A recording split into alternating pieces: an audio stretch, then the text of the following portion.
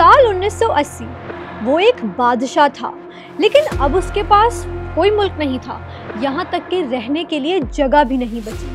वो कैंसर का मरीज बन चुका था, अपने वतन से निकाला जा चुका था। अब वो भगोड़ा था, एक ऐसा बंदा जिसे दुनिया भूल चुकी थी। वो एक से दूसरे मुल्क भटकता रहा। पहले मोरक्को गया, फिर बहामास, मेक्सिको, पनामा। हर जगह इसे एक बर्डन समझा गया, एक नापसंदीदा आदमी समझा गया, यहाँ तक कि उसका सबसे अच्छा और सबसे ताकतवर दोस्त अमेरिका भी, वो कि जिसकी खिदमत में उसने पूरी जिंदगी गुजारी थी, वो भी इसे पनाह देने से इनकार कर देता है। किसी को यकीन नहीं आ रहा था कि सिर्फ 9 साल पहले यही वो बादशाह था जो खुद को बादशाह नहीं, शहंशाह कहलाता था, यानी किंग ऑफ द किंग्स, बादशाहों का बादशाह। वो वाकई मिडिल ईस्ट का सबसे पावरफुल लीडर था। खुद को 2500 साल पुरानी पर्शियन एम्पायर का वारिस कहता था, जिसके पास दुनिया की 5वीं सबसे बड़ी फौज थी, जिसके एक इशारे पर दुनिया में तेल की कीमत बदल जाती थी। उसकी ताकत का कोई अंदाजा नहीं था, दौलत का कोई शुमार नहीं था। लेकिन फिर क्या हुआ? इसकी सल्तनत, जो एक चट्टान की तरह मजबूत नजर आ रही थी, सिर्फ कुछ महीनों में ताश के पत्तों की तरह बिखर गई। हिस्टोरियंस तो कहते हैं कि इसकी हुकूमत एक जिला वतन मौलवी ने गिराई, लेकिन ये आधा सच है। पूरा सच क्या है? आए आज आपको जाविया पर बताते हैं। ईरान के आखिरी बादशाह बल्कि शहंशाह मोहम्मद रजा पहलवी के आखिरी दिनों की कहानी। वो दिन जिन्होंने ईरान ही नहीं पूरे रीजन को बल्कि शायद पूरी दुनिया को भी बदल दिया, हमेशा के लिए।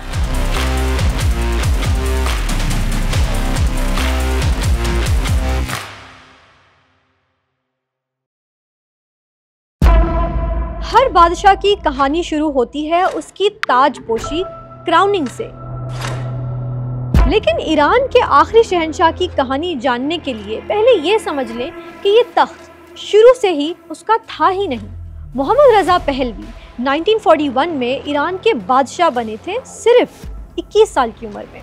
अपनी काबिलियत की वजह से नहीं, अपनी अहलियत की वजह से नहीं, खैर वो तो बादशाही निज़ाम में वैसे भी नहीं होती। लेकिन मोहम्मद रजा को हुकूमत सिर्फ इसलिए मिली क्योंकि उनके वालिद रजा शाह को ब्रिटेन और सोवियत यूनियन ने ज़बरदस्ती तख्त से उतार दिया था, क्योंकि वो इन्हें जर्मनी का हामी समझते थे और ये सेकेंड वर्ल्ड वॉर की पीक का ज़माना था। इसलिए उनसे उनकी बादशाहत छीन ली गई और उन्हें जिला वतन कर दिया गया।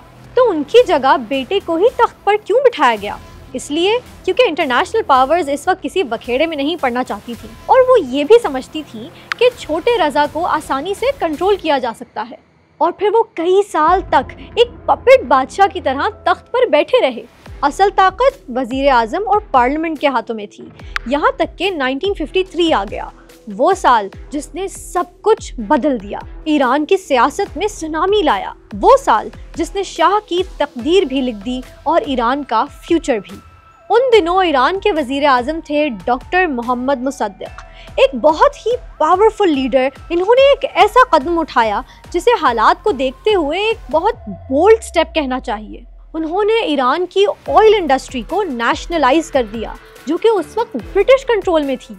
अब मुसद्दिक ईरान के हीरो थे, लेकिन ब्रिटेन और अमेरिका के लिए दुनिया के सबसे खतरनाक आदमी, एक ऐसा बंदा जो उनके मफादात को नुकसान पहुंचा रहा था। और जब भी ऐसा होता है, अमेरिका और ब्रिटेन वही करते हैं जो वो हमेशा से करते आए हैं। अमेरिकी CIA ने ब्रिटिश MI6 के साथ मिलकर ऑपरेशन एजैक्स नाम का एक सीक्रेट ऑपरेशन लॉन्च किया। मकसद था सिर्फ एक, मुसद्दिक की गवर्नमेंट का खात्मा। इस ऑपरेशन में इन्होंने ईरानी फौज के जर्नैलों को खरीदा, अवाम को पैसा देकर सड़कों पर निकाला, मुल्क में अफरा तफरी का माहौल पैदा किया और हालात को इतना ख़राब कर दिया कि शाह डर के मारे मुल्क से भाग गया। और फिर मुसद्दिक को गिरफ्तार करके इनकी हुकूमत का खात्मा कर दिया गया, इन्हें जेल में डाल दिया गया और शाह को वापस लाकर तख्त पर बिठा दिया गया। पहली बार नहीं, दूसरी बार वो अवाम की मर्जी से नहीं, गैर मुल्की ताकतों की साजिश से उस तख्त पर बैठे जो उनका था ही नहीं। लेकिन इस बार कुछ चेंज आया था। इस बार वो एक पपेट नहीं थे, बल्कि मुकम्मल इख्तियार के साथ बादशाह बनाए गए थे। लेकिन वो दिल में जानते थे कि ये बादशाहत इन्हें उधार पर मिली है और शायद जहन पर इसी का बोझ था। यही इनसिक्योरिटी थी जो पूरी जिंदगी शाह ईरान का पीछा करती रही और इन्हें मजबूर किया कि वो अपनी ताकत साबित करें और इसके लिए हर हद पार करें। तो कुर्सी पर ग्रिप मजबूत होने के बाद शाह ने एक ग्रैंड प्रोजेक्ट शुरू कर दिया, एक ख्वाब कि एक ही जनरेशन में ईरान को गुर्बत से निकाल कर एक मॉडर्न, इंडस्ट्रियल और एक वेस्टर्न स्टाइल का मुल्क बनाना।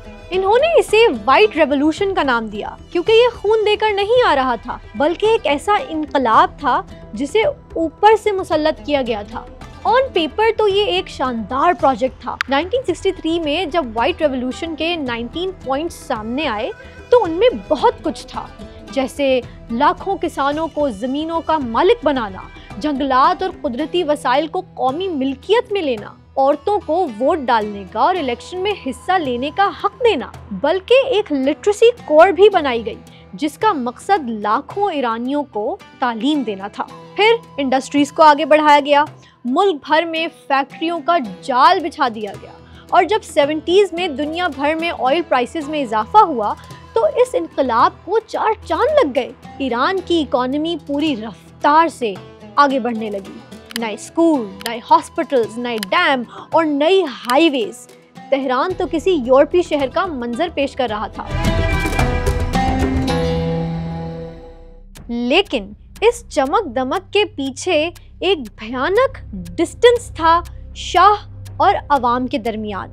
शाह की रिफॉर्म्स ईरान के गांव देहात के सदियों पुराने स्ट्रक्चर को बर्बाद कर रही थी, जिससे लाखों किसान अपनी जमीन छोड़कर शहरों में कच्ची आबादियों में रहने पर मजबूर हो गए। ये इतना बड़ा मसला था कि इस पर उस जमाने में ही ईरान पर द डियर जैसी फिल्में बनी। फिर शाह की वेस्ट को इम्प्रेस करने की पॉलिसीज, टीवी, रेडियो, फिल्मों के जरिए आज़ाद ख्याली फैलाने की कोशिश ने मुल्क के कंजर्वेटिव और मजहबी हलकों को भी नाराज किया। ईरान के माशरे में सदियों से उलमाए दीन की हैसियत बहुत ज़्यादा थी, जो अब समझ रहे थे कि शाह मजहब और सकाफत को बर्बाद कर रहा है। वो ये समझ ही नहीं सके कि ईरान की असल ताकत मॉडर्निज्म और ट्रेडिशन के मिलाप में है, लेकिन इन्होंने इन दोनों को मिलाने की बजाय एक दूसरे के खिलाफ खड़ा कर दिया। बट 60s में दुनिया भर में तब्दीली आ रही थी। रिवायत की जगह, ट्रेडिशन की जगह मॉडर्निज्म आ रहा था। इसलिए ईरान में भी ऐसा हो रहा था। तो क्या मसला था? आखिर शाह ने ऐसा क्या किया था कि अवाम उनकी जान के दुश्मन बन गए? ये था उनके इनकलाब के पीछे मौजूद असल खौफनाक चेहरा। नाम था सवाक। शाह की खुफिया आंखें भी थीं, बड़ी ही खतरनाक आंखें। उनकी बदनाम ज़माना सीक्रेट पुलिस सवाक, जिसका काम सिर्फ एक था, हर उस चीज़ का खात्मा करना जो शाह और इनके बनाए हुए सिस्टम के खिलाफ हो। यूनिवर्सिटीज़ में, फैक्ट्रीज़ में, बाज़ारों में, हर जगह मुखबिरों का जाल फैला हुआ था। लोग तो अपने दोस्तों, अपने पड़ोसियों, बल्कि ख़ानदान के लोगों से भी शाह के खिलाफ बात करते हुए डरते थे और जो हुकूमत को क्रिटिसाइज़ करने की जुर्रत करता उठा लिया जाता, चाहे तालिब इल्म हो, अदीब हो या आलिम दीन। फिर वो सवाक के टॉर्चर सेल्स में पहुंचा दिया जाता, जो अपनी बेरहमी और तशद्दुद के तरीक़ों की वजह से पूरी दुनिया में बदनाम थे।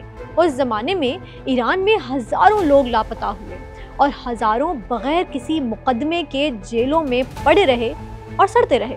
ये था शाह की पर्सनालिटी का सबसे बड़ा तज़ाद। एक तरफ वो ख़ुद को रोशन ख्याल, तरक्की पसंद बादशाह बनाकर दिखाता जो मुल्क को मॉडर्न बना रहा था, तो दूसरी तरफ वो किसी भी किस्म की सियासी आज़ादी देने को तैयार नहीं था। वो सिर्फ ये चाहता था कि जो वो दे रहा है लोग उसे कबूल करें और उस पर कोई सवाल ना उठाएं।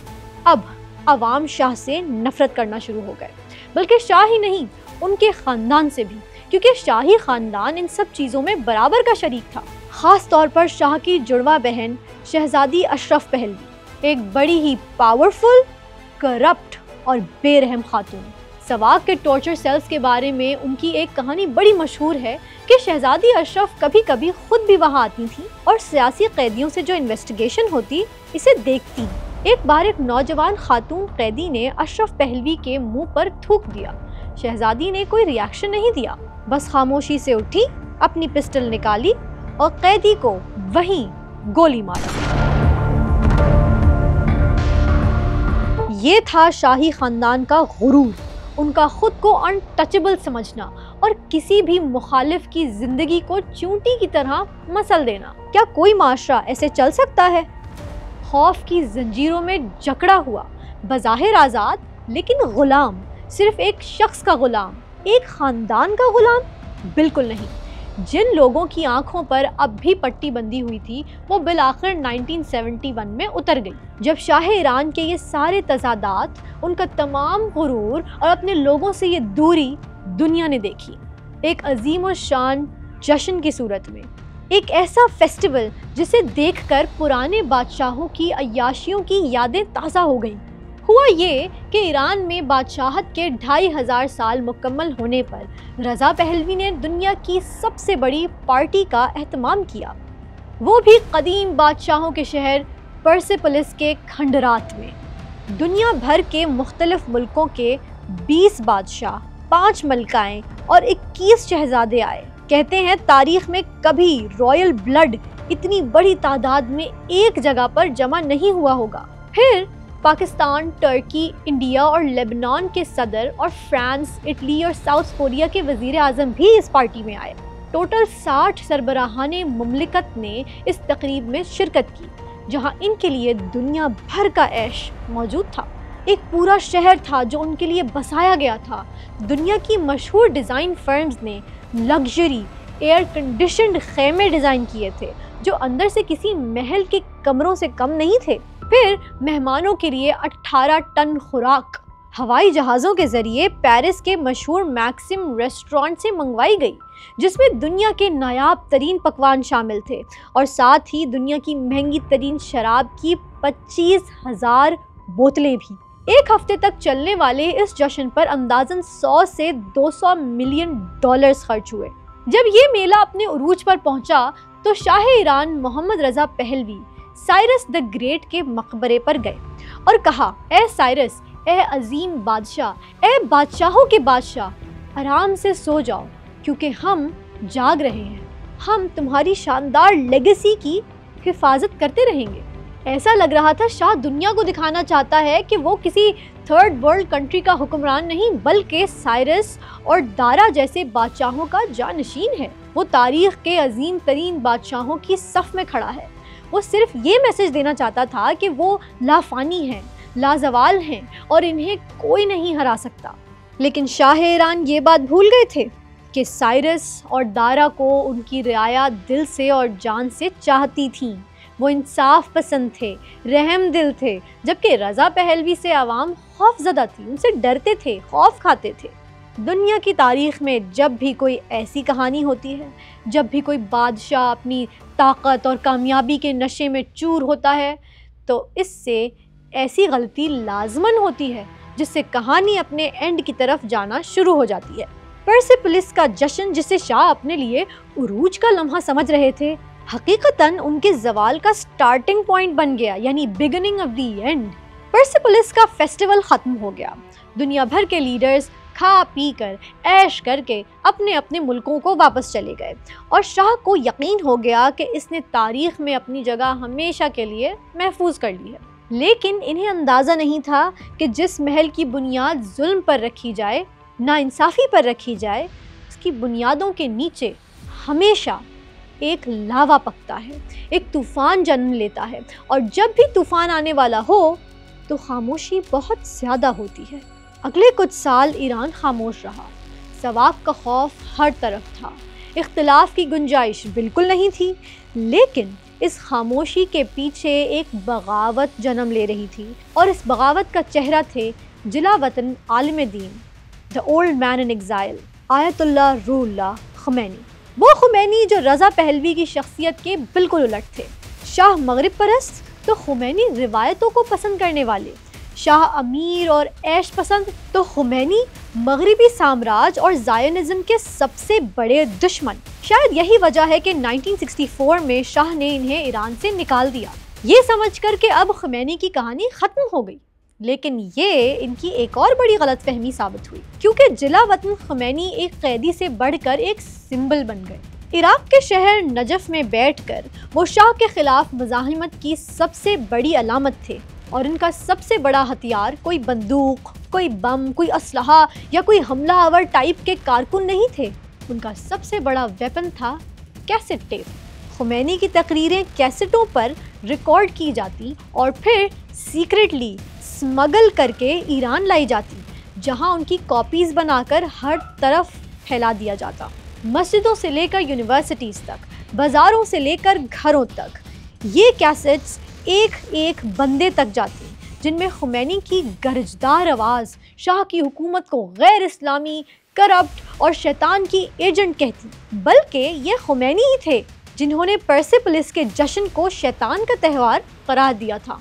तो शाह की खुफिया पुलिस ख़ुमैनी की कैसेट देख कर ही जब्त कर लेती, और जिसके पास से निकलती उसे गिरफ्तार कर लिया जाता, ये जाने बगैर कि जिस्म को कैद किया जा सकता है लेकिन रूह कभी कैद नहीं होती, ख्याल कभी जेल नहीं जाता, आइडिया कभी बंद नहीं हो सकता। और फिर शाह से बड़ी बड़ी गलतियां होने लगीं, एक के बाद एक बड़ी गलती, और हर गलती इनकलाब की आग को भड़काने का काम करती। 1976 में इन्होंने एक ऐसा फैसला किया जो इनके गुरूर और अपनी आवाम से दूरी की बड़ी अलामत बना। इन्होंने ईरान का सरकारी कैलेंडर तब्दील कर दिया। सदियों से ईरान इस्लामी हिजरी कैलेंडर इस्तेमाल कर रहा था, जो हज़रत मोहम्मद सल्लल्लाहु अलैहि वसल्लम की हिजरत मदीना से शुरू होता है।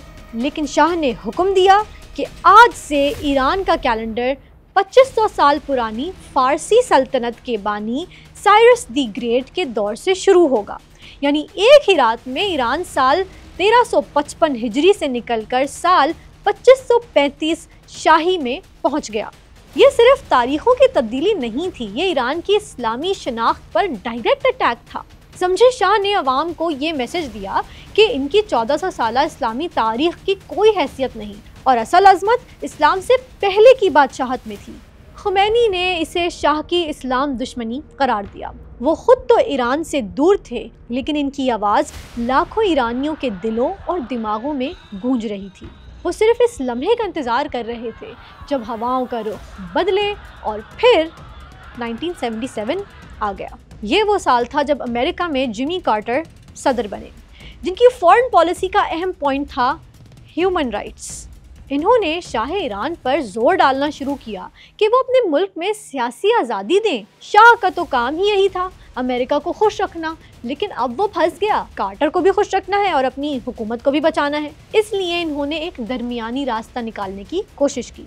कुछ सियासी कैदियों को रिहा किया, सवाक की ग्रिप कुछ ढीली की, और प्रेस पर लगाई गई कुछ पाबंदियां हटा दी, ये समझकर कि वो सिचुएशन को कंट्रोल कर लेंगे। लेकिन ऐसा बिल्कुल नहीं हुआ। ईरान एक प्रेशर कुकर था जो सालों से बंद था। जब ढक्कन थोड़ा सा हटाया गया तो धमाका हो गया। सालों से दबा हुआ गुस्सा अब बाहर आ रहा था। समझे, इस चिंगारी का काम किया जिसने आग लगा दी। जनवरी 1978 ईरान के एक बड़े सरकारी अखबार में एक मजमून शाया हुआ जिसमें आयतुल्लाह ख़ुमैनी के खिलाफ बहुत ही तौहीन-आमेज़ ज़बान इस्तेमाल की गई। यहाँ तक कि इन्हें पागल शायर और इस्लाम का गद्दार तक कहा गया।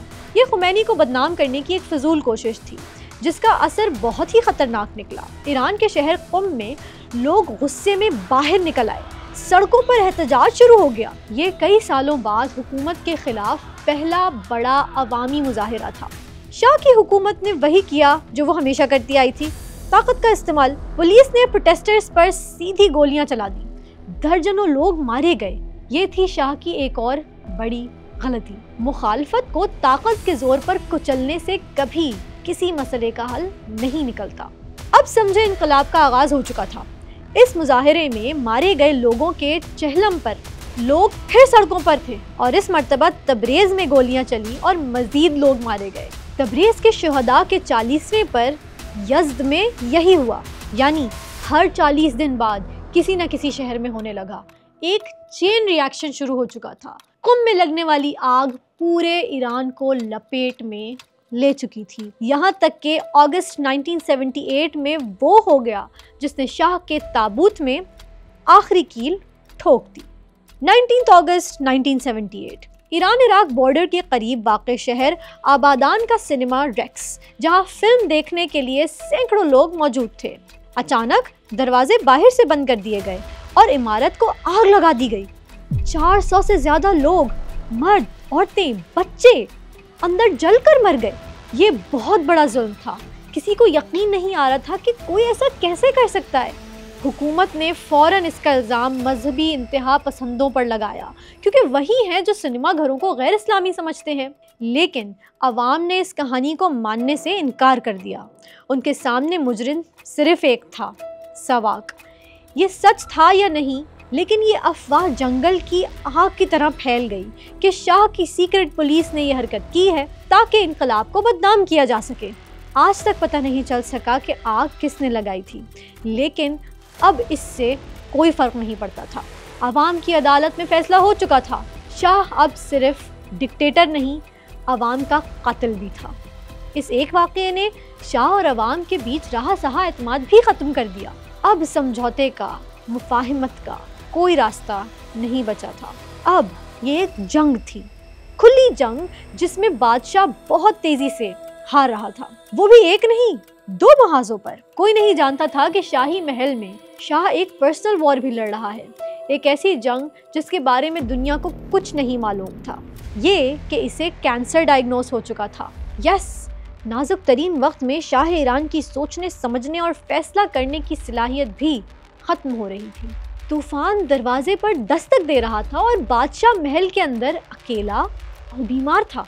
इनकलाब कोई भी हो, उसमें एक दिन ऐसा आता है जब उम्मीद का खात्मा हो जाता है, जब तब्दीली नागुज़ीर हो जाती है। ईरान के लिए वो दिन था 8 सितंबर 1978, जुमे का दिन, जिसे तारीख़ में याद रखा जाता है ब्लैक फ्राइडे के नाम से। पिछली रात ही शाह ने तेहरान में मार्शल लॉ लगा दिया था, लेकिन हज़ारों लोग, जिन्हें शायद इस हुक्म का पता भी नहीं था, जाले स्क्वायर पर एक बड़े प्रोटेस्ट के लिए जमा थे। ये वो लोग थे जो नॉन वायलेंस पर यकीन रखते थे। बहुत से प्रोटेस्टर्स तो सामने खड़े फौजियों की बंदूकों में फूल डाल रहे थे। इन्हें लगा कि ये इनके भाई हैं, बेटे हैं, ये इन पर गोली नहीं चलाएंगे। लेकिन वो बिल्कुल गलत थे। सुबह 10 बजे हेलीकॉप्टर्स से और छतों से स्नाइपर शूटर्स ने भी हुजूम पर फायरिंग शुरू कर दी। ये एक कत्लेआम था। गवर्नमेंट स्टैट्स के मुताबिक 88 लोग मारे गए, लेकिन मुखालिफिन का कहना था कि सैकड़ों बल्कि शायद हज़ारों लोगों को मारा गया। जाले स्क्वायर के कत्लेआम के बाद हालात पॉइंट ऑफ नो रिटर्न पर पहुंच गए। उस दिन शाह और अवाम के दरमियान मुफाहिमत का आखिरी दरवाज़ा भी बंद हो गया, हमेशा के लिए। अब ये सिर्फ हुकूमत को ख़त्म करने की तहरीक नहीं थी, अब ये इंतकाम की जंग थी। और शायद महल के अंदर बादशाह को भी पहली बार एहसास हुआ कि वो ये जंग हार चुका है, क्योंकि ब्लैक फ्राइडे के बाद शाह के ईरानी इत्तेहादी भी उनसे दूर होने लगे। शाह की बीमारी भी बढ़ रही थी, वो उलझन का शिकार हो रहा था। समझ नहीं आ रहा था कि उनके अपने लोग, जिनके लिए उन्होंने इतना कुछ किया, वो उनके खिलाफ कैसे हो सकते हैं। जी हाँ, 1978 के आखिरी दिनों में जब ईरान में मुजाहिरे उरूज पर थे, मुल्क का हर शहर मर्ग बर शाह यानी बादशाह मुर्दाबाद के नारों से गूंज रहा था, तब भी शाह ईरान डिनायल मोड में थे। यहाँ तक कि वो एक बार हालात का जायजा लेने के लिए खुद निकल पड़े, बगैर किसी को बताए। अपने जाती हेलीकॉप्टर को खुद उड़ाकर तेहरान के ऊपर परवाज करने लगे। आप एक मिनट के लिए इनकी मेंटालिटी के बारे में सोचें। शाह ज़मीन पर अपनी आवाम के दरमियान जा नहीं सकते थे, लेकिन दूर आसमान से एक अजनबी की तरह इन्हें देख रहे हैं। उस लम्हे उन्हें अंदाज़ा हो गया होगा कि लाखों लोग उनसे नफ़रत करते हैं, लेकिन फिर भी इस रियलिटी को कबूल नहीं कर रहे। ये थी डिनाइल की इंतहा। ये अलमिया है हर खुद पसंद और नार्सिसिस्ट आदमी का कि वो अपनी ज़ात में इतना गुम हो जाता है कि इसे दूसरों के एहसास की कोई परवाह ही नहीं रहती। वो अपने अमाल देखने की बजाय उल्टा विक्टिम माइंडसेट में चला जाता है कि आखिर मेरे साथ ही ऐसा क्यों हो रहा है। फिर हालात इसे बताते हैं कि उसके साथ ऐसा क्यों हुआ। नवंबर 1978 में शाह ने अपना आखिरी पत्ता खेला, टेलीविज़न पर कौम से खिताब किया, और इस दिन जो कुछ उन्होंने बोला वो किसी बादशाह बल्कि शहंशाह का खिताब नहीं था, वो एक माफ़ीनामा था। मैंने तुम्हारे इनकलाब की आवाज़ सुन ली है। मैं अपनी गलतियों को ठीक करने का वादा करता हूँ और आपके साथ मिलकर इस मुल्क पर हुकूमत करूँगा। काश काश के ये अल्फाज कुछ साल पहले कहे जाते तो शायद इनकलाब रुक जाता, लेकिन अब बहुत देर हो चुकी थी। आवाम के लिए ये एक कमज़ोर बादशाह की आखिरी ख्वाहिश थी। उस तकरीर के बाद तो इन्हें साफ नजर आ गया कि दीवार गिर रही है, बस उसे आखिरी धक्का देने की जरूरत है। इसलिए आवाम ने माफीनामा रिजेक्ट कर दिया। अब इन्हें सिर्फ एक चीज चाहिए, बादशाहत का खात्मा। ईरान में अगले 2 महीने मुकम्मल तौर पर अफरा तफरी केओस में गुजरे। मुल्क का निज़ाम मफलूज हो चुका था, हड़तालों पर हड़तालें हो रही थी, ऑयल इंडस्ट्री बंद हो चुकी थी, इकॉनमी तबाह हो चुकी थी और फौज के सिपाही तक तेजी से इनकलाबियों से मिल रहे थे। और फिर शाह को रियलिटी चेक मिल गया। इसे वो सच मानना पड़ा जिससे वो भाग रहा था, ये कि खेल खत्म हो चुका है। Game is over. 16 जनवरी 1979 को बादशाहों का बादशाह, 2500 साल पुरानी फारसी सल्तनत का वारिस अपने मुल्क से चला गया हमेशा के लिए। ऐलान तो यही किया गया कि वो अपने इलाज के लिए और छुट्टियां मनाने जा रहे हैं, लेकिन सब जानते थे कि ये वन वे टिकट है, वापसी का कोई रास्ता नहीं। जैसे ही शाह का जहाज़ ईरान की फ़ज़ाओं से निकला, मुल्क की सड़कों पर जश्न का समा था। लोगों ने मिठाइयाँ बांटी, कारों के हॉर्न बजाते हुए सड़कों पर निकल आए। शाह के मुजस्मे गिराने का सिलसिला शुरू हो गया और फिर सिर्फ 2 हफ्ते बाद वो आ गया जिसका सबको इंतज़ार था।